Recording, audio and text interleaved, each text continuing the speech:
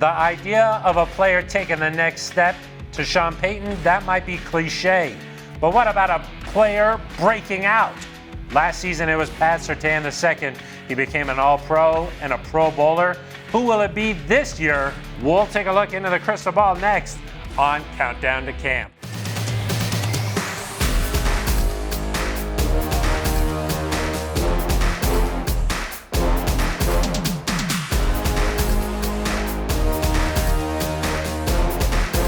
Hello, welcome into the studio. I am Phil Milani alongside the Hall of Famer Steve Atwater. There's my son. Let's go. We'll hear from Sidney Jones and Eric Dalala in just a second. But Steve, it seems like every year one player really shines and just sort of takes that next step, becomes a star out on the field. Who do you think that could be for the Broncos this year? Well, I'll tell you, I'm going to double down. It was the same guy that I said last year. You probably don't remember it. Quinn Meinerz. I do remember that, the Steve. guard. He plays the way that football is supposed to be played. He's a guy who stays low when he's making contact. He plays through the whistle. And as a defensive player, I hated that because I like those offensive linemen who they block their guy and then they sit around and they watch and see what's going to happen. Quinn Meinerz doesn't do that.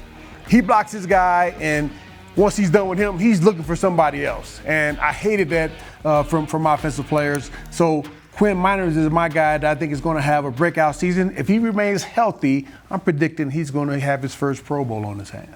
Oh, really? Pro Bowl, okay. Yes. All right. What do you think it's going to do for him playing next to a guy like Mike McGlinchey? Oh, I think it's going to do a great deal. And to also have a guy that's, has played a lot of games, he can be reliable that, hey, I'm going to be playing with the same guy almost every single week. So hopefully every single week, none of those guys are able to will miss games, and they'll get the continuity. They'll be on the same page to where they don't even have to talk. They can just tell by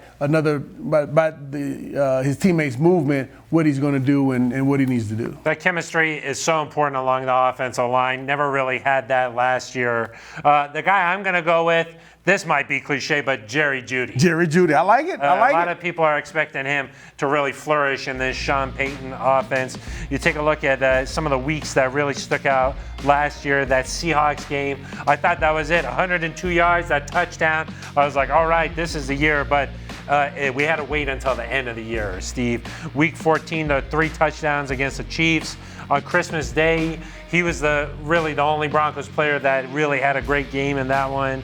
And then Week 18, he was the AFC Offensive Player of the Week, had 154 yards. What do you think? You think Jerry's got a chance? I definitely think Jerry has a chance. I love his skills. Again, I don't think anybody can cover him. If it's man-to-man, mano-a-mano, I don't think anybody can cover this guy. And Jerry wants to win. Oh, God. Jerry wants to win more than anything else on this planet. And I think that Sean Payton being here is, just like a sight for sore eyes for him.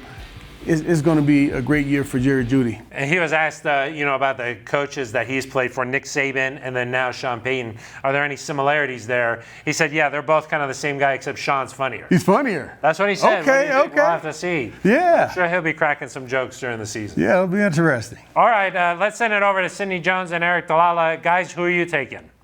Phil, I think I'm going to go with tight end Greg Dulcich. I think a lot of people are excited about his potential and maybe curious about how Sean Payton's going to use Greg in his offense. And if you look back at Greg Dulcich's rookie season, he had some up and downs, some highs and lows, but he had some really promising games. You look at, the Jaguars game in London, he had 4 catches for 87 yards. He had another 80-plus yard game in Baltimore. And head coach Sean Payton said he really likes his unique skill set. Talked about him playing in that joker position.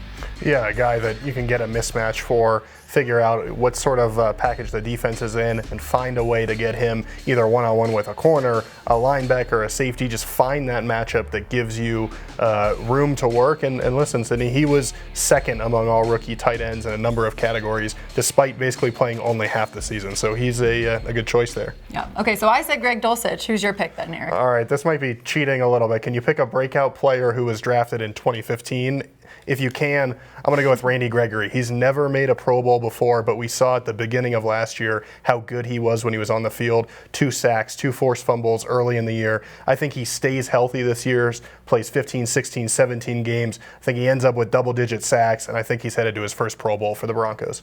I like it. Great choice, Eric. Steve, Phil, send it back to you guys. Hey, thank you very much, guys. So 3 offensive players, 1 defensive player.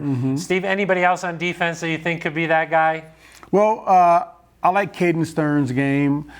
He's had an issue with health as well. And I think that he knows he's at that point in his career where this is it, right? You got to come in the best shape of your life and play lights out football so you can show the coaches that, hey, I can stay healthy and I can make plays. But when he's on the field, he makes plays. He makes his presence felt when he's on the field. How about a rookie, maybe Drew Sanders or somebody like that? I know there's a lot of hype about him coming in, what he'll be able to do as a pressure player, Steve. Yeah, I mean, he's a little bit banged up right now, but I definitely think he's going to make a big impact this year. But I also think that Marvin Mims is going to make his presence felt either as a kick returner and as a receiver. I think he's going to crack that lineup at some point and be contributing big time because the speed, it can't be denied. Yeah, you heard Tim Patrick say, hey, this kid is fast. Yeah, and at every level that he's played at, he stood out. He's stood out. Yeah. And just 1 return for a touchdown or something, that'll be more than the Broncos have seen in quite some time. So that's a way for a young guy to get out on the field and make his presence be felt. So Marvin Mims Jr., another good answer there. All right, that's our take at who could be a breakout player for the Broncos this season. For Sidney Jones and Eric Dalala and the Hall of Famer Steve Atwater, I am Phil Milani. This has been Countdown to Camp.